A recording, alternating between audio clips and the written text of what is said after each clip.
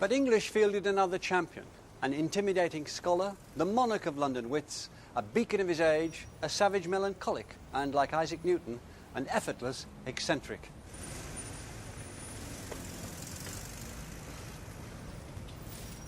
He lived and created his masterwork in this house in Gough Square, just off Fleet Street, in London.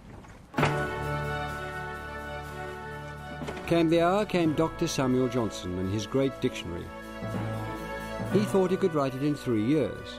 When it was put to him that it had taken 40 Frenchmen 40 years to compile their dictionary, he replied, 40 times 40 is 1600.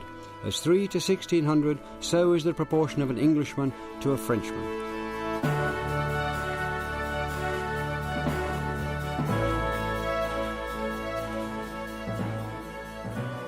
In fact, it took him 7 years, and this is where he did it.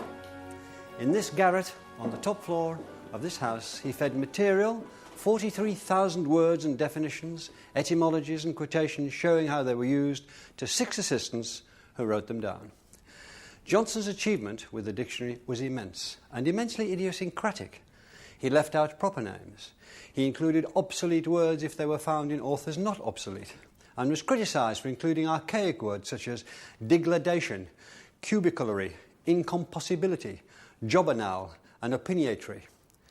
He confessed to omitting words he couldn't explain because he didn't understand them. In a manner which would enrage and amaze all future lexicographers, he acknowledged that many terms of art, manufacture and trade are omitted, but for this defect I may boldly allege it was unavoidable. I could not visit caverns to learn the miner's language, nor take a voyage to perfect my skill in the dialect of navigation. His dictionary is lacking in the areas of law, medicine and the physical sciences. He left out rude words, and when 2 society ladies asked him why, he responded, "What, my dears? Then you've been looking for them." The dictionary was finally published in 2 folio volumes in 1755. And this is it. With all his omissions and banishments, it's a wonder that the dictionary carried any weight at all. In fact, it carried immense authority and also served a purpose of national pride, that English literature could boast such a mighty engine of words, and through the genius not of a French committee, but of an English individual. We like that, and the personality of that individual shines through, willful, prejudiced and learned. The dictionary becomes an autobiography, a portrait of an age, and a book that remains entertaining way beyond its useful life as a tool. Though it has to be admitted that as a tool it doesn't stand up by modern standards. Some of its etymologies, accounts of the origins of words, are questionable, and its definitions don't always shed light. Cough. A convulsion of the lungs velicated by some sharp serosity. And dross. He says the recrement or despumation of metals. Sometimes they're biased or inaccurate. Oats he describes as a grain, which in England is generally given to horses, but in Scotland supports the people. Tarantula is an insect whose bite is only cured by music. Dull, he says, is not exhilarating, not delightful, as to make dictionaries is dull work. When he began his work, he sounded very much like the inheritor of Swift's great plan. The idea, he wrote, was to make a dictionary by which the pronunciation of our language may be fixed, its use ascertained, and its duration lengthened. But after he'd worked on the dictionary and come to write the preface, his pragmatism and his honesty saw a rueful but radical change of mind. English wasn't going to be tied down.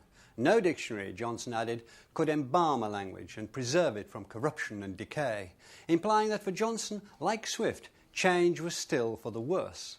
But I think there's something to celebrate in the end of the idea of trying to fix the meaning of words. English would never be lashed down, and the power of its freedom gave it, I think, an extra cylinder when it came up against the obstacle or the opposition of other languages.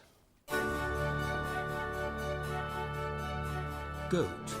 A ruminant animal that seems a middle species between deer and sheep. Electric. Attractive without magnetism. Petroleum is a liquid bitumen, black, floating on the water of spring. Enthusiasm.